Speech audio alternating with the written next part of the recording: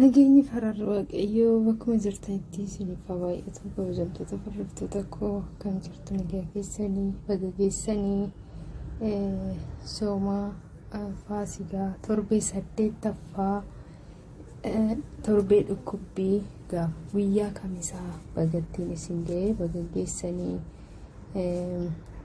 amiin baga walumaan geenye. Walaloo tokkoon isin dubbisaa walaloo gooftaa keenya Yesuus Kiristoos jechuudha. Foonsaa muree kan jedhu aga dhumaatti dhaggeeffadhaa, like share godhaa. Foonsaa muree dhiiga isaa lolaasee fannifamee du'ee kan na fayyisee ilma waaqayyooti Yesuusidha, ilma Maariyaamii miti Kiristoosidha.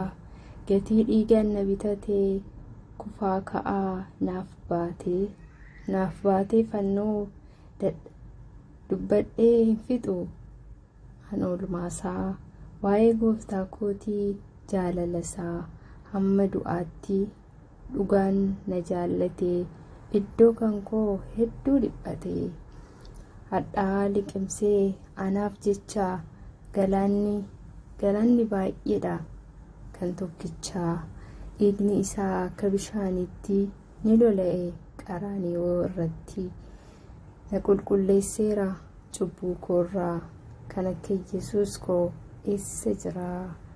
Mootiidha inni mootii jaallatamee saba isaatiif kan wareegame adda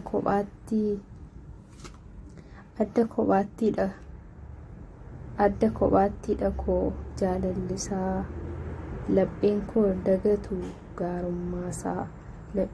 dagatu gaarummaasaa jedha. Gooftaa keenya Yesuus Kiristoos nuuf jecha gaarafamee nuuf jecha fannifamee nuuf jecha waa meeqa ta'e fooliif dhiiga isaatiin nu bitee galata waaqayyoo jechuudha. Har'akaa guyyaa kamisaatii kadhannaa guyyaa kamisaatii borommoo jimaataa guyyaa gooftaa keenya Yesuus Kiristoosiin nu namoota nu cubbamtootaaf jecha guyyaatti fannifameedha jechuudha. Bagattiin isin ga'e hundi keessanuu viidiyoo kana like share godhaa, yoo jaallattan like godhaa.